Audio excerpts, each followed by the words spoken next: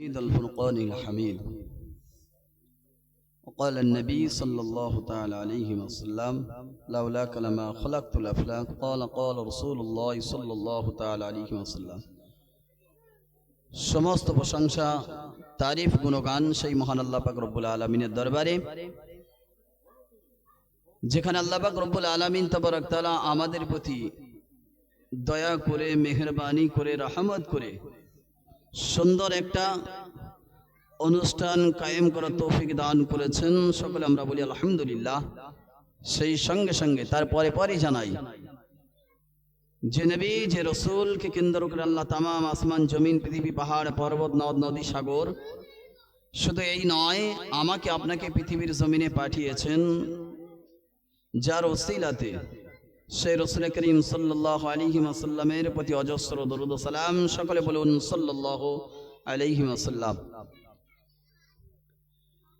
দেখুন, শ্রোতা থাকলে বক্তার বক্তব্য দিতে ভালো লাগে।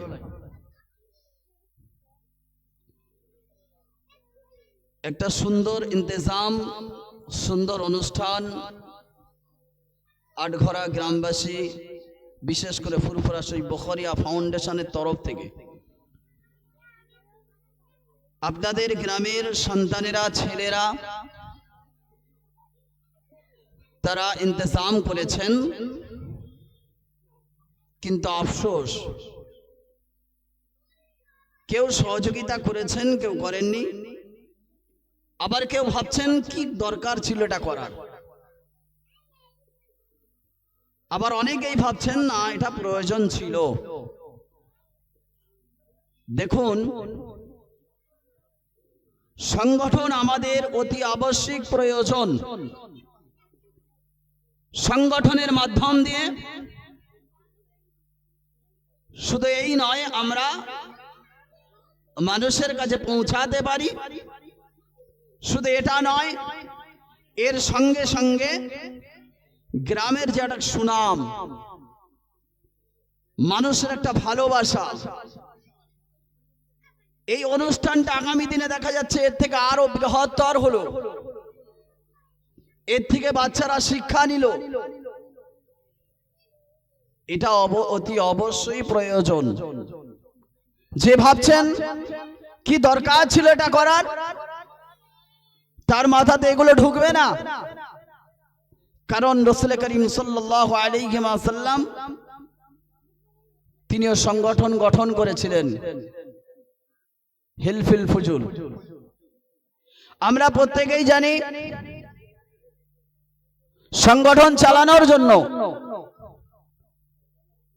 যোগ্য মানুষ প্রয়োজন। দেখুন,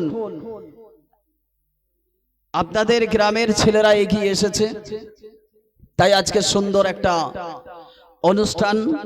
শুধু এই নয়, রক্তদান শিবির, রক্তদান মহৎদান, যে রক্তের বিনিময়ে অন্যের শরীরে প্রবেশ করার পরে সেই মানুষটা সুস্থ হয়ে ওঠে, আল্লাহ তাকে সুস্থতা দান করেন। শুধু এই নয়, সঙ্গে সঙ্গে বস্ত্র বিতরণ। অনেক মানুষ আছে গরিব, অনাথ, অসহায়। এই প্রচন্ড শীতে 10 থেকে 12 ডিগ্রি বর্তমান সময় চলছে, কম্পিত হচ্ছে, কাঁপছে, কিন্তু তার গায়ে একটা চাদর জড়িয়ে দেওয়ার মতো আমরা আছি, কিন্তু এগিয়ে যাচ্ছি না। কিন্তু আপনাদের গ্রামের ছেলেরা তারা এগিয়ে এসেছে তাদের পাশে দাঁড়ানোর জন্য, অসহায় মানুষের পাশে দাঁড়ানোর জন্য। আর এটা তো আমার আপনার কর্তব্য, দায়িত্ব, যে আপনার অর্থ আছে, আপনার সম্পদ আছে, আপনি একটার বদলে 2-3টে ব্যবহার করছেন, কিন্তু যার নেই, হয়তো ভাবছি অনেকেই আবার এটাও ভাবছেন এখন আবার গরিব আছে নাকি। আমরা অনেকেই এটা ভাবি, এখন আবার গরিব আছে নাকি। আছে কি না আছে, এই আটঘরা ছেড়ে একটু যদি আমরা ক্যানিং সাইডের দিকে যাই, আমরা যদি হাসনাবাদে ওপারে যাই তাহলে এখন অসহায় মানুষ, ক্ষুধার্ত মানুষ, গরিব মানুষ তারা আছে কিনা আছে আমরা সচক্ষে দেখতে পাই। এবং এই গ্রামের মধ্যে অনেকে আছে, কেউ প্রকাশ করে আর কেউ প্রকাশ করে না।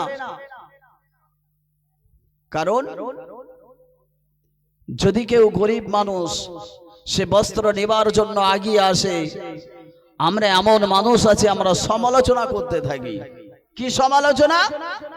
যে ওই মানুষটা কম্বল নিল, আরে ওর ভিতরের খবরটা আমি আপনি তো জানি না। সে অসহায় আছে বলেই সে এগিয়ে আসছে, তার একটা প্রয়োজন আছে। এই প্রয়োজনকে মেটানোর জন্য আমাদেরকে এগিয়ে আসতে হবে। আর এগিয়ে আসতে গেলে অর্থের প্রয়োজন। একটা সংগঠন চালাতে গেলে অনেক ব্যয়বহুল খরচ আছে। আজকের যে ইন্তজাম করেছে ইন্তজামে খরচা আছে। এই ছেলেরা এগিয়ে এসেছে, আরে বাবা সাধ না দিতে পারলেও, তাদের পাশে তাদের পয়সা দিয়ে উপকার করতে না পারলেও অন্তত এতটুকু তাদের পাশে এসে দাঁড়ানো যে তোমরা কাজ করে যাও, আমরা এই বছরে দিতে পারিনি আগামী বছরে দেব। আজকের আটঘরা গ্রামে যত মানুষ আছে প্রত্যেকেই যদি, যারা বিশেষ করে দেওয়ার মতো সামর্থ্য আছে, প্রত্যেকেই যদি একটা করে কম্বল দেয়, আমার তো মনে হয় 250 থেকে 300 কম্বল এখানে জমা হয়ে যাবে। কি ভুল বলছি বলেন? কিন্তু না, আমাদের অন্তর থেকে এটা আসে না। কেন? কিসের জন্য? আমি আপনাকে একবার ভেবে দেখেছি, চোখ বোঝাবো, সবকিছু রেখে চলে যেতে হবে। যেদিন মওত হয়ে যাবে আপনার সঙ্গে গাড়ি বাড়ি টাকা পয়সা অর্থ সম্পদ কিছুই যাবে না।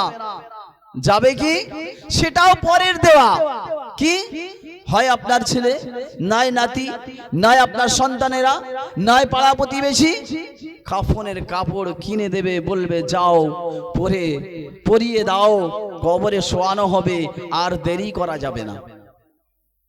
তাহলে আমি আপনি যদি চিন্তা করে দেখি, আজকের যে বস্ত্রটা আপনি গরিবকে দান করছেন, যে বস্ত্রটা আপনি গরিবের জন্য দান করছেন, গরিবকে দিচ্ছেন, ওই গরিবটা ঠান্ডায়, এই তীব্র ঠান্ডায় সে কাঁপতে লেগেছে, আপনার পোশাক গায়ে দেওয়ার পরে তার মনে এতটুকু হলো না, আজকে আমি একটু শান্তি পেলাম, অন্তপক্ষে আমার শরীরে ঠান্ডাটা একটু কম লাগছে। এই কথাটা বলার সঙ্গে সঙ্গে আল্লাহ পাক রব্বুল আলামিন তাবারাক তাআলা তার এই কথাটাকে কবুল করে নেন। বলুন সুবহানাল্লাহ। তাহলে আমরা এর থেকে কেন পিছিয়ে আসছি? কেন দূরে সরে আসছি? আফসোস এটা, আপনি অর্থ দিতে পারেননি, আপনি টাকা দিতে পারেননি, আপনি অন্তত পাশে এসে দাঁড়ান, আপনি অন্তত এই অনুষ্ঠান থেকে সাফল্য মণ্ডিত করে তুলুন, আপনি জাগিয়ে তুলুন। আপনার আসার সঙ্গে সঙ্গে আরো 5 জন এসে যখন একত্রিত হবে, তখন অনুষ্ঠানটা একটা সুন্দর জায়গায় পৌঁছে যাবে এবং এমনি এমনি থেকে আল্লাহর রহমত বর্ষিত হতে থাকবে। বলুন সুবহানাল্লাহ। কিন্তু আফসোস, এখানে আমরা অন্য জায়গায় পয়সা খরচা করছি। আজকের যদি ভেবে দেখি, চায়ের দোকানে বসলে কম করে 20 টাকা খরচা হয়, কিন্তু এই 5 দিন চায়ের দোকানের টাকা জমিয়ে যদি আমি 100 টাকা এই সমস্ত ছেলেদের হাতে আমরা তুলে দিতে পারি, তারা 100 করে অন্তপক্ষে নিম্ন সংখ্যায় এখন একটা কম্বল কিনতে গেলে 200 টাকার প্রয়োজন আছে। তাহলে আপনি যদি 5 দিন চায়ের খরচা বাঁচিয়ে 100 টাকা দিতে পারেন, এই খরচাটা তো আপনার বিফলে যাচ্ছে না। কিয়ামতের মাহশার ময়দানে আপনাকে যখন তোলা হবে, না জানি আপনার তকদির কি আছে, কপাল কি আছে, না জানি আমরা হয়তো সেই দিন এই অর্থ দানের বাদৌলাতে একজন গরিব অসহায় মানুষের পাশে দাঁড়ানোর জন্য আল্লাহ পাক রব্বুল আলামিন তাবারাক তাআলা চাইলে ওই দিন আমাকে নাজাত দিয়ে দিতে পারেন, আমাকে বলে দিতে পারেন, হে আল্লাহর বান্দা যাও, তুমি চলে যাও। ঠান্ডা শীতে কনকনে ঠান্ডায় অসহায় মানুষ, গরিব মানুষ কাঁপছিল, তুমি তোমার অর্থ দিয়ে তাকে একটা কম্বল দিয়েছিলে, সেই কম্বল সে গায়ে দিয়ে আমি আল্লাহ আমার কাছে শুকরিয়া আদায় করেছিল। এই শুকরিয়ার বাদৌলাতে আমি আল্লাহ আজকের কিয়ামতের মাহশার ময়দানে তোমাকে আমি সমস্ত গুনাহ ক্ষমা করে দিয়ে, মাফ করে দিয়ে তোমাকে আমি জান্নাতি করে দিলাম। তাহলে এর থেকে আমরা কেন পিছিয়ে আসব? এগিয়ে আসতে হবে। আপনি টাকা দিতে পারছেন না, আপনি সময় দেন।